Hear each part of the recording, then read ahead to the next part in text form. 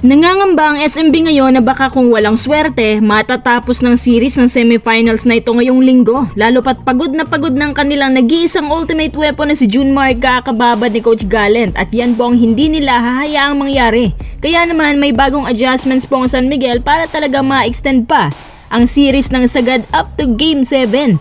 At karugtong po ng update na yan, Ginebra, sisiguraduhin daw na tatapusin na nga ang series na to sa next game para makapagpahinga pa ang kanilang explosive import na babad din na si Justin Brownlee. Ating nga alamin kung ano-ano nga bang adjustments na ginawa ng bawat teams para talaga matupad ang kanilang mga kaplanuhan. Bago natin ipagpatuloy, kung nais mong suportahan ang aking channel, just click subscribe and share. Kita nyo naman, tambako lang SMB ng up to 30 plus points. Unahin natin kung ano ang mga lackings ng San Miguel kung bakit sila natalo kagabi. Sa first half pa lang, alam na kaagad na hindi naaabot sa dulong San Miguel. Bakit? Napaka-short rotation lang ang ginamit ni Coach Gallant. Ibang-iba dun sa game 4 movement nila na medyo malalim ang hugot ng bench. Minsan pa nga mas malalim ang magic bunot ng SMB kumpara sa Ginebra. Ngayon, halos 3 hanggang 4 na tao na lang ang nagmamaniobra for the whole time. Isa pa itong pagbababad kay Junmar sa Game 5 ang pinaka-wrong move na ginawa ng San Miguel. Grabe ang minuto ni Junmar, halos 48 minutes na. Tapos kahit pagod na pagod, hindi pa rin pinupull out. Isipin nyo mga kuys, pinagpahinga nga si Junmar sa last minute ng third quarter. Halos wala pa nga 3 minuto, binalik na kaagad ni Coach Gallant nung nalaman niya na pinaupo ni Coach Tim si Japet. Pero nung bumalik agad si Junmar, binalik din kaagad ni Coach Tim si Japet, knowing na kapag hinayaan nila si Junmar, tiyak na makakapag-penetrate agad dito up to 8 points na walang kahirap-hirap. Syempre, mismatch sa ilalim kasi wala si Japet. Para bang naging chess ang style ng game na to.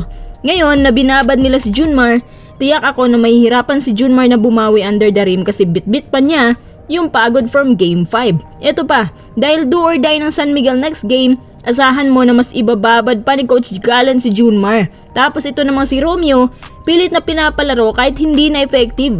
Ngayon, ito ang bagong adjustments ng SMB base sa kanilang practice game. Si Motaw Tua at Roliano magkakaroon ng malaking parte sa rotation. Pagtutulungan nilang dalawang playing time na nakakibat kay Junmar para mas makapagpahinga ito ng konti sa first half.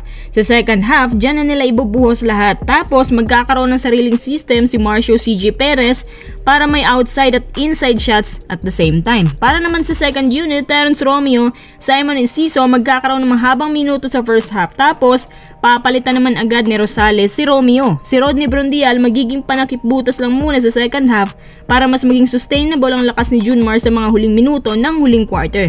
Paghahati-hatian nilang lahat yan para talaga ma-preserve si Junmar. Kumbaga, save the best for the last. Pero ang planong yan, mga nasa 55% uubra or pwede ding hindi. Depende sa itatakbo ng mga shooters ng Ginebra at sa depensa ni Japet kay Junmar. Kapag malawak ang rotation ng SMB, pwede pa nilang maitabla ang series na to.